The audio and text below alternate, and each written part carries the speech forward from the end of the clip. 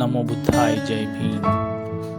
नागपुर के एक महान सपूत जिनका नाम वामनराव जी गोडबोले, जिन्हें हम धम्म सेनापति वामनराव जी गोडबोले के नाम से भी जानते हैं, जो कि बाबा साहब के इतने करीबी थे कि जिसकी बदौलत नागपुर आज दूसरा सारनाथ बना।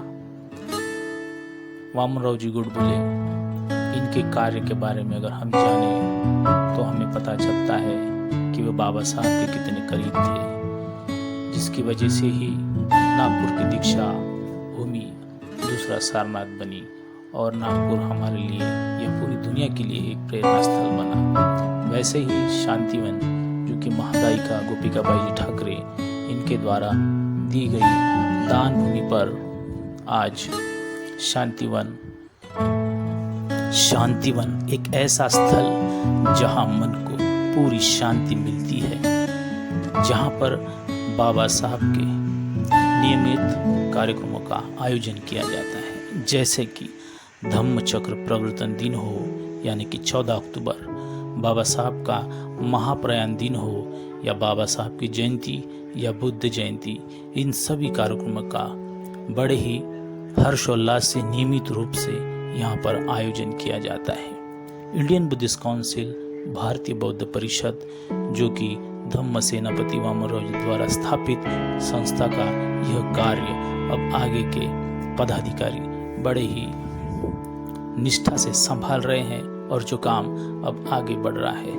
हमें ज्ञात होना चाहिए कि शांतिवन एक ऐसी जगह है जिसे ओबीसी समाज की महिला ने इसे अपनी 11 एकड़ जमीन दान देकर, जिस पर यह बन रहा है। आप लोगों को यह जानकर हर्षोल्लित होना चाहिए कि एक ऐसी महिला जो ओबीसी समाज से है, उन्होंने दान देकर, अपनी जगह दान देकर बाबा साहब के कार्य को आगे बढ़ाया है। शांतिवन अब वह ऐसा बुद्धिस्ट सेमिनरी का प्रोजेक्ट जो कि बाबा साहब की संकल्पना में था, जो बाबा साहब के दिमाग में था, वैसा पहला बुद्धिस्ट सेमिनरी प्रोजेक्ट शांतिवन अब जल्द ही पूरा होकर वह आपके सामने वस्तुस्थिति में आने जा रहा है। शांतिवन, जहाँ पर एक बाबा साहब का भव्य, बहुत भव्य ऐसा म्यूजियम होगा, जहाँ पर बाबा साहब की अस्थियाँ, बाबा साहब से जुड़े और अन्य 400 प्रकार की चीज़ें और विशेषता, संविधान का वो टाइपराइटर जिस पर भारतीय संविधान का मसौदा बना, वो टाइपराइटर भी आप इस संग्रहालय में देख पाएंगे। ये सब जल्द ही पूरा होगा, जिसे इंडियन बुद्धिस्ट काउंसिल बड़ी ही तेजी से पूर्ण करने में लगी हुई है। आप देख सकते हैं कि बाबा साहब की चीज़ें चित्र में आप देख पा रहे हैं। यह सब संभव कैसे हुआ? यह संभव हो सका है, वह है नागपुर का महान सपूत धम्म सेनापति वामनराव जी गोडबोले, इनकी बदौलत, जिन्होंने यह चीज़ें भी नागपुर के लिए लाई।